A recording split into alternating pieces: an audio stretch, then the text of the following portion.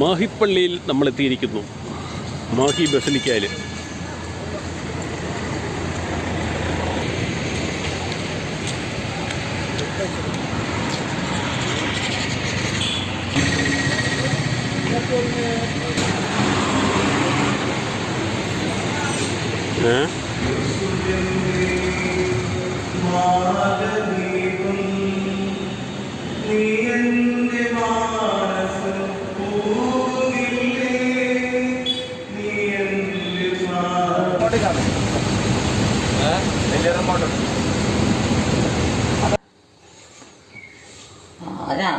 ആരാ നമുക്കറിയില്ല. എനിക്ക് സാബുമോനെയൊക്കെ അറിയത്തുള്ളൂ അല്ലേ?